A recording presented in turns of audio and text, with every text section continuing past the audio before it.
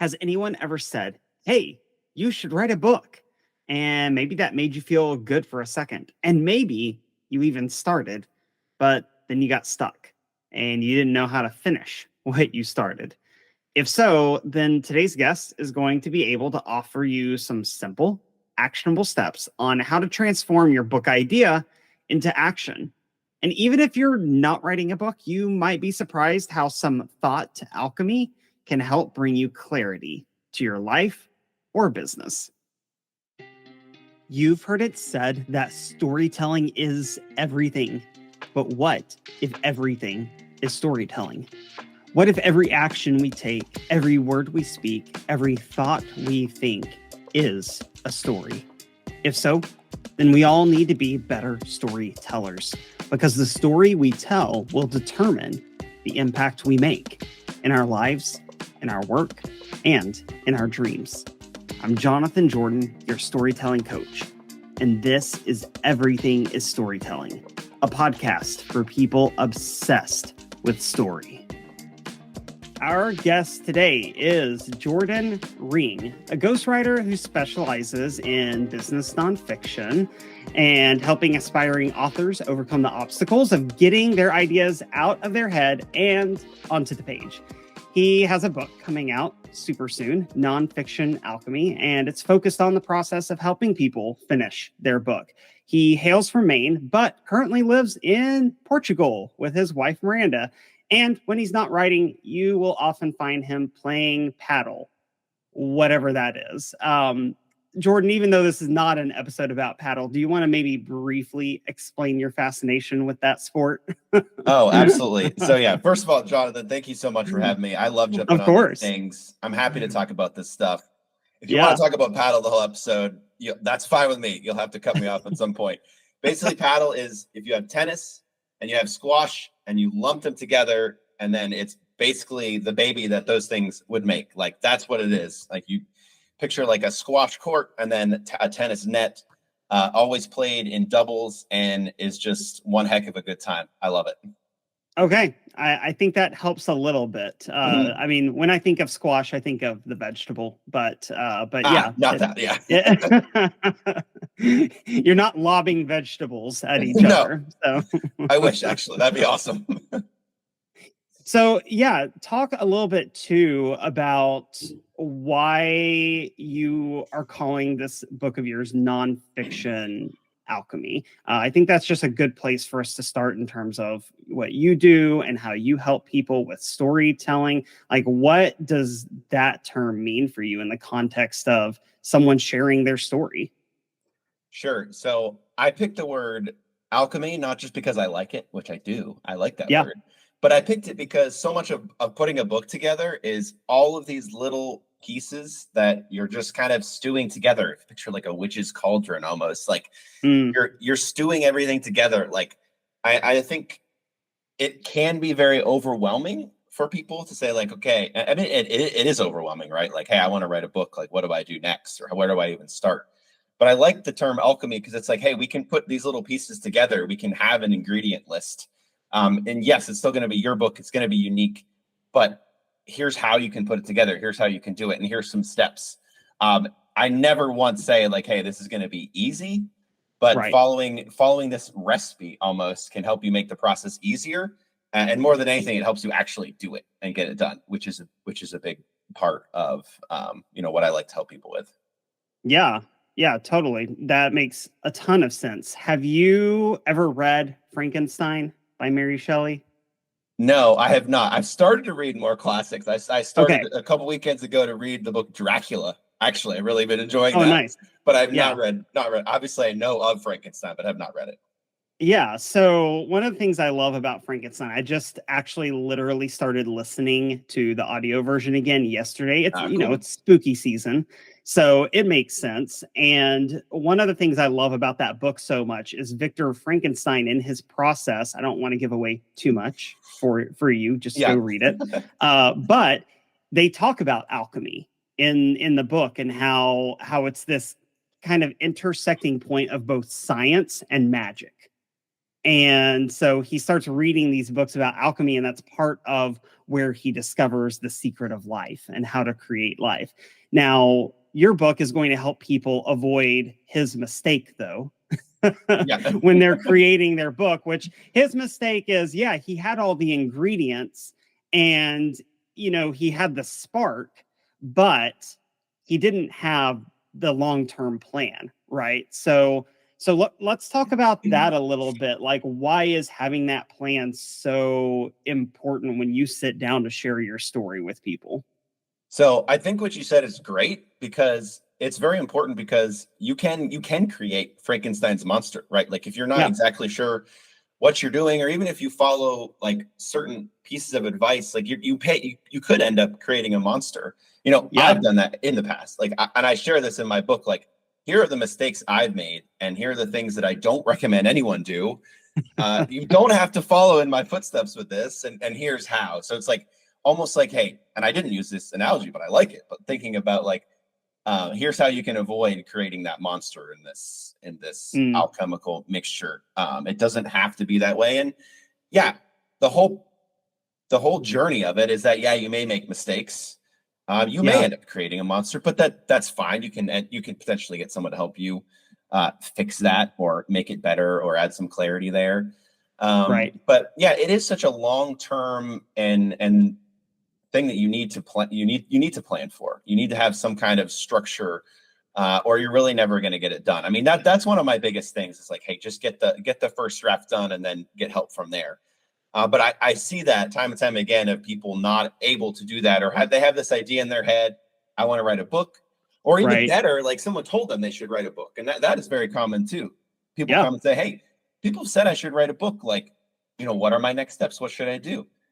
It's not just getting started; it's going through and finishing it, and that is a big. I mean, that's even in the subtitle of my book. Like, I'm not here to right. help you necessarily start a book where that's very important, but I'm here to help you finish it. And Mm, here's the recipe for doing that. And a lot of it is making a plan, sitting down and writing some of the stuff that's really boring and has a lot of discipline. But hey, right. this is going to be part of the process. And if you don't want that to be part of the process, go do something else. And that's not like a mean thing in any way. Like, go make a podcast, go do a podcast, go do a video. Like, you don't have to write a book either. But if Exactly. if you want to, and if you have that on your heart and on your mind, and people are saying that you should do it, here's what the realistic steps are going to be. I don't offer, even though it is alchemy, it's not purely magic either. You're not going to have a book tomorrow if you follow this advice. Right, It's going to right. take 6 months to a year to get a book done. So I don't know if that Yeah. answered your question. I kind of went off on a tangent, but No, no, it did, and I didn't really prep you for that one, but I think you're so right. Of sometimes people can be so focused on like the process of just starting and just like quote unquote getting it done that yeah, there is no long term of suddenly now it is done and what do I do next? Or they think it's done. Let's say it that way. They yeah, think it's done, and again, that's Victor Frankenstein's mistake. Is he creates this thing with no long-term plan. He thinks it's done, but then when he looks at it, he's like, oh crap, I just made a monster. And that's why it's important you have people along the journey with you, right? Because Victor creates everything in exactly, isolation. He's by himself. He has no one giving him input or feedback or saying, hey, I don't know that it's a great idea what you're doing, right? Like, he doesn't have that pushback in his life because he's isolated in the process. So I love that you're creating a tool that even if someone is writing on their own, they won't be totally isolated. They'll have that advice. So yeah, let's exactly. let's shift a little bit to what are the most common obstacles that you see for people actually finishing their book. So they've started, they're in the weeds, so to speak. What is keeping them from getting to that publish button? Yeah, the first thing I'll say is actually exactly what you were just talking about. They try to go it alone. They try to do it themselves. Mm, So a big thing in my book that I talk about is I'm trying to change the self-publishing stigma a little bit into, hey, this actually more of like, and I call it squad publishing, but it's yeah. really just you're forming a team around you. Like, you cannot do it alone. Like, so I'll take that back. There are certain parts you definitely can do on your own. Like, I'm all for like the DIY approach. If you want to write your book, if you're gonna like, hey, I'm gonna be an author, I'm gonna write my book. I'm going to put my heart into it, whatever. Like, I have no qualms about that at all. But then if you do that, you're probably not going to be able to edit it. And you're probably not going to be able to do the book cover and market it and publish it and all these other things you have to do. So I think that's where a lot of people maybe go wrong, or maybe even don't even see as an obstacle. They think, okay, I just need to finish my manuscript and then I have a book. But I mean, if you're looking at the alchemical journey, like here's like the manuscript, and then here's like a finished book. You got to get from here to there. Like, there's a long way to go. And you may not, and it's fine. People don't realize that there's a lot of steps in between and a lot of people that you need to, have you invite on that journey. Because even if you just think just marketing itself for a book, I mean, you need to have endorsements. You need to have people beta reading your book. You need to have reviewers. You need to have launch team members. Like, I could go on and on about, like, here's all the people that you need for this one section of it. That's why it's like, that is the one, I would say that probably is one of the biggest obstacles. Yeah, for sure. Because especially with marketing, there is that idea, like, the book is coming out, so I'm going to do a couple social media posts. And when you're carrying all that weight yourself, you might have a few people like it. Maybe you'll get a few book sales from that. But I find a lot of authors end up being really discouraged when their book comes out and they do a few social media posts and then no one responds the way they thought. But yeah, you got to have that team, even with that, helping you along the way, build up the momentum. It's a great point. So I want to talk a little bit too about that planning part, and it specifically the outline, because I know you're an avid fan of the outline process. Yes, so, you know this. Yes, I do. So, I find that still a lot of people, even if they are more process oriented, they do really struggle with that piece of the outline. Even the most linear, strategic people that I've met in my own work as a ghostwriter can really struggle to figure out, what order do I say these things in? So how does that process, though, how does it make the nonfiction alchemy a little bit easier? Yeah. So, as you said, I'm a huge fan of the outlining process because there's so much planning that goes into it. I mean, this is when you're doing your research. This is when you're just thinking of ideas. For me, outlining is such a broad term. Like, I view outlining as research, brainstorming, really narrowing down your ideas, thinking about what you want to say. And there is some order to it, obviously. You want to start putting things in their place. But for me, I hold that so loosely.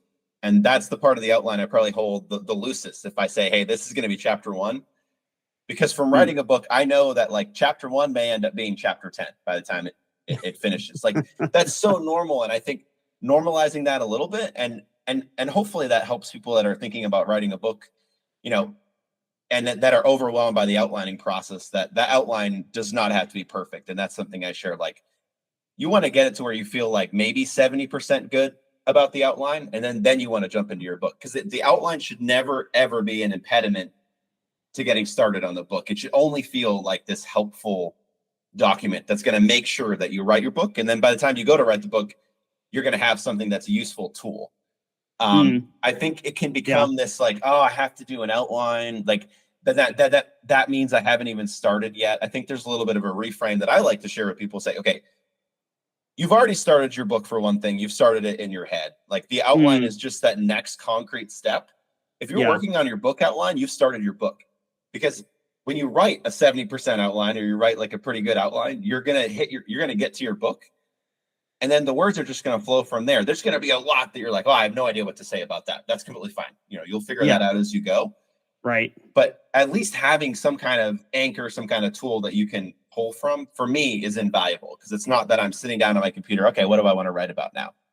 I have a solid outline that I can, I even copy paste from the outline. And then I completely change, like, the wording, because it's just like a lot of it is bullet points, but I change it. But like, now I have something to start with. So I'm never staring at a blank screen. That's the thing I try to avoid the most. But yeah, I love the outlining process a lot, just because of that, because I have this, like, not necessarily fear, but I know that as an author, that the blank page can be debilitating sometimes. And if you start from there, it's like, if you start from there every day, it can make writing extremely painful, when, like, writing a book should be it should be a very joyful experience, like overall. Right. It's not going to be fun necessarily every day or every time you go to the coffee shop. Like, okay, I got to write my conclusion now. Like, okay, now I'm just putting in the work. But for the most part, I think it can be such, at least for me as an author, and maybe I'm just a little bit obsessed or addicted. I don't know, but I love it. I love the process. And I think, and I know from the clients I've had say, wow, I've never expected the writing process and the brainstorming process to be so fulfilling. Like I've had people say that. So there's data there. And I think it's something that can really be life-giving and fulfilling for people to do. Yeah, totally. I'm similar to you. I love hearing that from clients. And then I also love the expression, wow, I haven't thought about that story in years, or I haven't thought about it in this context. And usually that's because of an outline, something we already discussed, something that's already in the plan, but then that extra step of, hey, what does that look like though? What story do you have that expresses this idea? And we wouldn't have reached that point of the joy in the story if we hadn't had it on the outline to kick off the process. And then of course, I also love what you just said about you've already started the book in your head. Like you've already got the ideas in there. I think that like what a great way to kind of remove some of the pressure from someone's shoulders to help them realize you've already started. So let's just take that next step. I love that mental reframe. So, well, you've kind of already shared about what your favorite comment is from clients. What are some other things that maybe people have expressed to you about the process, especially as it relates to an outline of how it helped them through that journey? So I like two things. So these are two sides of two different spectrums. I like it when an author says to me, Jordan, that doesn't sound like me at all. Great. Thank you for saying that. That helps me get closer to your voice, right? Of course, 100%. my ego loves it when they come in and say, Jordan, this is amazing. This sounds exactly like me. That's great too. Like then I'll pull that through the rest of the book. But I love it when people are honest in that way because and it's another thing. I think it's like you gain experience over time. You're able to detach yourself a little bit from the book and from like comments like that. I mean, I still feel it because I'm a feeler, but like, okay, I wasn't right on that part. That's fine. But I think that's for me, that's like, and not every client will admit that or say that. But I think when they do, those are the ones that go really well because it's like, okay, this missed a mark. It doesn't mean, Jordan, you suck as a writer. You're terrible. Like, it doesn't mean that at all. It just means that, okay, that didn't sound like you, or you wouldn't say that. How would you say it? And there all of a sudden I have something I can use for the next chapter or whatever. That's where it's like feedback throughout a process is so valuable. And I do what I can as ghostwriter editor to bring that feedback out. But if you're, and this probably wasn't really a question you had, but if you're a person that's going to get like an editor or ghostwriter or anything, just be open to feedback from them, but also push and give your feedback, give your thoughts, tell them what you think. We can handle it because we want the book to be the best it can be. And it's not going to be the best it can be if you're not going to tell me that it doesn't sound like you. That's stuff we need to know, right? I'm sure you have experiences of that as well. Oh yeah, 100%. I mean, I had the very first time I had a client fire me. I know this is a weird story to share, but the first time I had a client fire me, I wasn't really upset about it because like literally I think 3 months had gone by and they gave me zero feedback on what I first turned in. And I had even given them notes saying, hey, here's the deal. This is not going to be perfect. And right now, the most important thing is that feedback to know what's not working so that we can fix that together. Ghosted me, literally nothing. And then finally, it was the publisher who reached out to me to say, hey, he decided to work with someone else, which honestly, I don't think he even ever finished the book. I think he said he was going to work with someone else and then didn't even do anything. Yeah. But yeah, I mean, the most devastating part of that process wasn't actually losing a client. It was not having the feedback. Yeah. It was not finding out, hey, what's not working for you so we can address it. Right. So yeah, you're so right that there has to be a two-way street between whoever's on your squad, right? Like you have to be willing to give the feedback. You have to be willing to receive it as well. That's part of what makes the magic happen, right? Yeah, I think that's honestly, I never thought about it like this before until today, but I think that's the true power of being a good ghostwriter. It's not that, at least for me, it's not that, hey, I'm the best writer in the world. It's not that at all. It's that Yeah. I'm willing to put something out there that may not be perfect, and then I'm going to grapple any feedback, and then I'm going to work it, right? Like it's Right. such a work ethic there. Like very difficult to write in someone else's voice from the get-go. Like it's difficult anyway, but then the superpower is getting that feedback and then being able to, convert it into something that does work. But you cannot get there without some thought. Because I'm not a mind reader. I could ask questions all day, but if you're not willing to share, then it's just not going to work. Absolutely. And I think that's true even if someone is writing their own book and they don't have a ghostwriter, because I know when I do developmental editing and I'm giving notes to a writer who's authoring their own book, then there has to be a little bit of that give and take too. Like sometimes I leave a note and I'm okay if the author rejects the note. Yep. But there are certain ones where they do need to give me that feedback of saying, hey, here's why I'm rejecting this note. Like this is maybe it's something like, this is actually true for a recent project I've been working on of, hey, I'm using this term because it's an industry term, right? Like I need to be in sync with these other things. So even though it feels inflexible and it's maybe not the best wording from a reading perspective, this is what's consistent in the industry. And so I have to match that. Well, great. Now I know that for the other 75% of the book. Exactly. And I don't have That's a big thing. Yeah, exactly. That's a huge deal. Yeah, exactly. Like, so now I don't have to make that suggestion anymore because I know, okay, this is on purpose.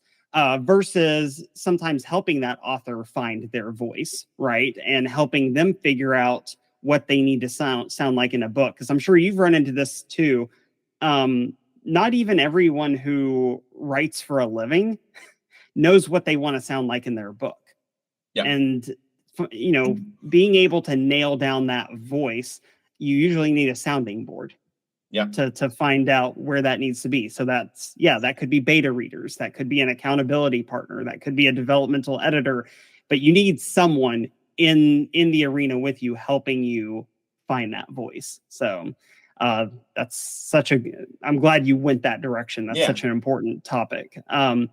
So yeah, let's chat a little bit, kind of what else you have going on and how people can hunt you down. Like what is it that right now you have to offer to people? Because you had a great post recently on LinkedIn about how you don't do everything and there are things you say no to. So tell us very specifically what you say yes to. Okay. I say yes. If I have the capacity, I say yes to business book ghostwriting clients. If you want to write a book that is in support of your business, whether that be a book about paddle, which I have done, or if it's a book about leadership or personal growth, or you just say, hey, I ran a business for 20 years. I want to talk about some of the lessons I've learned. I'm starting a podcast or something like that, and I want to have a supporting tool that's a book, something like that. Yeah. Would love to work on that project. Cool. I also do big picture developmental editing. Okay. So anything that is, hey, I have a book. I'm not sure what level of editing it needs, or I'm just not sure if the book met its goals. So that's my biggest thing. If I'm going in, I'm looking at, does this book accomplish the goals you want it to accomplish? Right. I may notice some grammar stuff, but the thing I don't do is the copy editing and proofreading, because that's just not my major focus. I don't like that as much. When I wrote this book, I had someone do that for me. I had someone copy edit, and I'm also having someone proofread because I'm not an expert in those areas. But yeah, Same. that's what I love to do. So that's like, hey, if you want to work with me, that's the way to do it. You can reach out to me. You might have been asked that question, but I'll just say you can reach out to me on LinkedIn. Just type in my name, Jordan Ring, or if you want to go to my website, it's just jmring.com. Yeah. And we'll definitely put those links in the show notes to make it even easier for people. But yeah, thankfully your website is a nice, easy link for people to hit. Nothing too complicated. And then other than your own book, of course, Nonfiction Alchemy coming out, what are some other books or maybe resources, doesn't have to be a book, that you would like to recommend to people? Like if they're in that phase of, I'm starting to write the book in my head, but nothing's on paper yet. What's something you say they need to go dive into? So I do have some recommendations, but I will first say that something I did in Nonfiction Alchemy that I'm really glad that I did it is at the end of each chapter, it was, hey, you should go read this book, this other writing book. So I have a lot of other books in there. They say, if you want to just read the end of chapter notes of my book and read some other books, that's fine. Because I think there's power in reading, especially if you want to start a book, go grab some books from authors that have done it before. But I think the two that I've read recently really recommend are two. So Bird by Bird by Anne Lamott.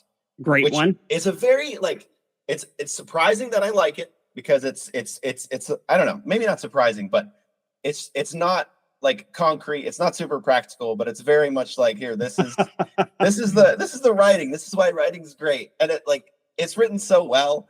But it's one of those books I remember liking it. But honestly, Jonathan, I could not tell you what I really got away from it other than the fact that I liked it. But it had that effect on me. And it's like, wow, I want to recommend this book to everyone. And I don't even know why. So that's one, read it. And then if you don't like it, it's not my fault. But a very specific disclaimer. Disclaimer. But on Writing Well by William, and I can't remember the last name. Maybe you know it, but the book On Writing Well. Really have enjoyed reading that one because he's very strong on his opinion is nonfiction writing is the best. If you're not writing nonfiction, then what are you doing? But I liked how he come across. I really like the author's voice in that. And there's a lot of practical stuff in there too on how you can be very specific and write nonfiction better. I think that's a really good place to start, especially if you're going to be writing your own book. He has a lot of good resources in there as well and good tactics and tips and stuff. Okay, cool. Yeah, I have not read that one, though I have read Bird by Bird. And I'm kind of with you on that one. It's a great book. I recommend it a lot for people who are interested in the topic of writing. And I'll even give that same disclaimer when I recommend it. I'll say, here's the deal. It is dated because, she talks about having to send her book off in the mail and exactly. So it's listen, the book is dated and it really focuses more on fiction than nonfiction, but you're still going to get a lot out of it because it's just so good in terms of how she talks about the process and her passion for writing. So it's a great one for sure. Well, cool. We'll put those in those links down in the show notes as well. And then awesome. You already talked about people tracking you down on LinkedIn. Are there any other places where people can find you, connect with you that you haven't touched on yet? No, it's really just my website and LinkedIn, and I would just love for people to have a chance to check out my book as well once it comes out. I don't have a specific date for it, but sometime in October of 2024. So if you're listening to this after and the book's not out, then there's been some problem. There's been some mistake. But yeah, you should be able to find this at some point, in the near future. So yeah, in October. Okay, cool. Well, yeah, maybe we'll do. Maybe we can do some kind of little update when you have the date out that I can throw into the show notes for everybody. But okay, cool. But no, that's great. And then, any other kind of final thoughts, any encouragement that you want to leave with people who maybe we talked a lot about if someone has already kind of started the process in their head, but what about that person maybe who's stuck? Do you have a final word of encouragement for them? Yeah, I think the biggest thing when you're stuck is being open and introspective with yourself and say, why are you stuck? And do I want to be stuck almost? Or do I want, because there's that thing, like some authors, like, yeah, and I've experienced it myself. We love to be stuck. It's like, I'm stuck on this page. Well, actually, I'm just being lazy, but that's usually not what it is, but that can happen sometimes. But yeah, if you're stuck and like really not sure where to go next, I think it's never a bad thing to reach out to people, like especially the people like that we're connected with on LinkedIn, like you and I. Like, I'm happy to answer messages for people, right? And I do that with no like strings attached. Like, just because you answer a question about a book doesn't mean you need to go like buy my writing course, or you need to go like buy something. Like I'm happy to help as much as I can. Like, I can't spend hours with you every day, but I think most people aren't gonna they're not gonna expect that of us. And I think if you're doing it in a very real, like genuine, authentic way, just showing up and say, I'm really stuck in this one area. Like, I don't know if I should self-publish or try to pursue a traditional publisher. Like, that's another common question people have. Like, but that's just one that comes up. Like, there are so many sticking points that come up along the way. There's resources out there, but I think one of the best ways is to just ask people, because we're gonna hopefully give you at least some recommendations on where to look next. So I think if you're stuck, it's totally fine. Feel okay with it, but then if you can't figure it out yourself, reach out. There's only so much that Google can do. I've been there myself. Like, I'm gonna sit there, I'm gonna Google the answer to this. Like, why can't I figure this out, or what am I supposed to do? If you're only getting more confused, just reach out to an expert. It's going to save you a ton of time. I sometimes like to position myself and say I'm better than Google because Google will give you lots of answers. They'll give you lots of scenarios, but literally none of them are going to be tailored to your situation and your personality. Exactly. So I love that. And same as you, I do the same thing. I get messages from people and there's never strings attached. I mean, most of the 20-minute phone calls I do with people never actually lead to, quote unquote work, but I love being able to just help move people forward at least and answer a question they have. So that's great. Well, cool. Man, thank you so much for doing this, for coming on the show. This is a huge deal. It's a huge support for me that people just want to even talk about this stuff and talk about storytelling. But yeah, if you do feel stuck or you're just not even sure where to start, Jordan is a great person to follow. And we'll definitely all be on the lookout for Nonfiction Alchemy when it drops in October. Cool deal. Thanks for having me, Jonathan. Appreciate it. Jordan, thanks again for coming on the show to talk about Nonfiction Alchemy, both the book and the process. If you want to connect with Jordan, you can find him on LinkedIn or on his website down in the show notes. And if you enjoyed this episode, would you consider taking just a minute to leave a 5-star review and rating? It's a really easy way to help spread the word to other story-obsessed people. And I would really, really, really, really appreciate it. Because when we can all become better storytellers, then we can make a better world, one story at a time.